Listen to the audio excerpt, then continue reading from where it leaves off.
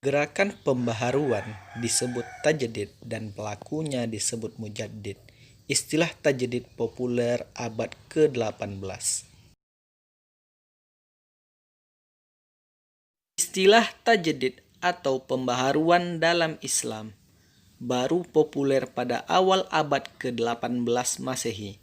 Pembaharuan dalam Islam bukan berarti mengubah, mengurangi, atau menambahi teks Al-Quran maupun Al-Hadis, melainkan hanya menyesuaikan pemahaman atas keduanya dalam menjawab tantangan zaman yang senantiasa berubah.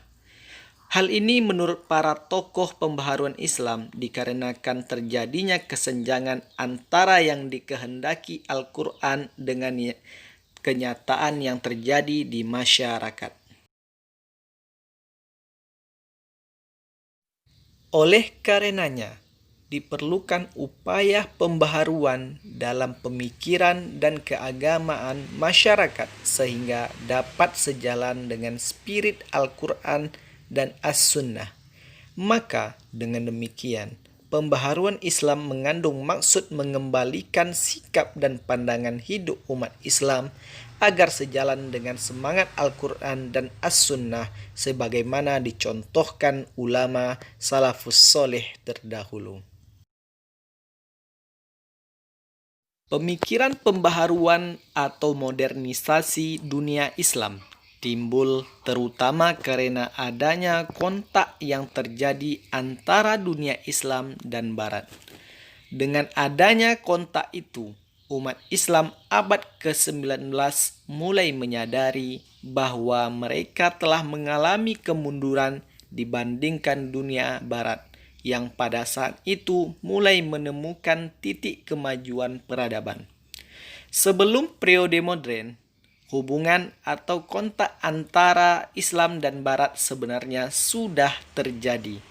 Terlebih antara kerajaan Utsmani yang mempunyai daerah kekuasaan di daratan Eropa dengan beberapa negara Barat.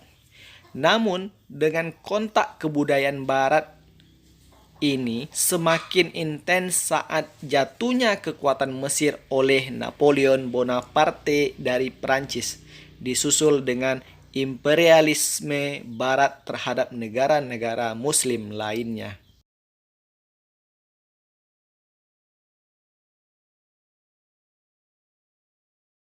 Hal yang mendorong lahirnya gerakan pembaharuan dan modernisasi. 1.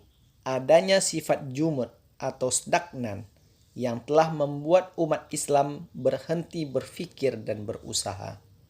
2.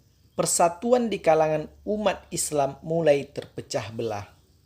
Meskipun demikian, pembaharuan dunia Islam berbeda dengan Renaissance dalam dunia Barat. Jika Renaissance muncul dengan menyingkirkan agama dari kehidupan masyarakat, maka pembaharuan Islam sebaliknya. Kemajuan bangsa Barat yang diraih secara berturut-turut pasca Perang Salib didorong oleh adanya gerakan perluasan perdagangan dan dipercepat dengan adanya gerakan penggalian ilmu pengetahuan atau revolusi ilmu pengetahuan pada abad ke-16 dengan munculnya para ilmuwan seperti Francis Bacon, René Descartes, Galileo Galilei, serta adanya pengembangan riset dan penelitian dengan didirikannya lembaga-lembaga riset seperti The Royal Improving Knowledge, The Royal Society of England, dan The French Academy of Science.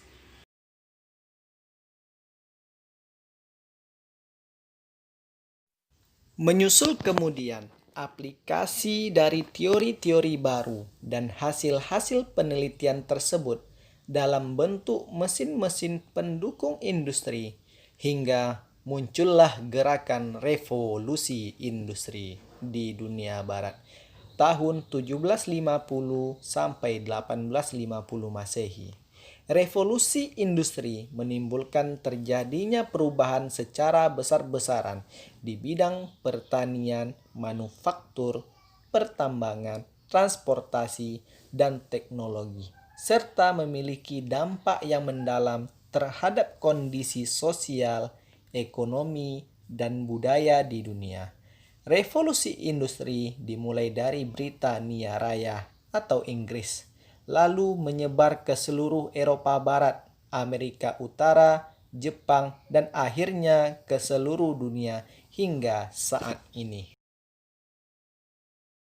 Dalam melakukan ekspansi perdagangan itu, bangsa Barat ternyata bukan hanya memiliki motif ekonomi, tapi juga motif kekuasaan dan menyebarkan agama. Tiga misi ini dikenal dengan istilah Gold, Glory, dan Gospel 3G dan diterapkan dalam menaklukkan negara-negara Islam di dunia.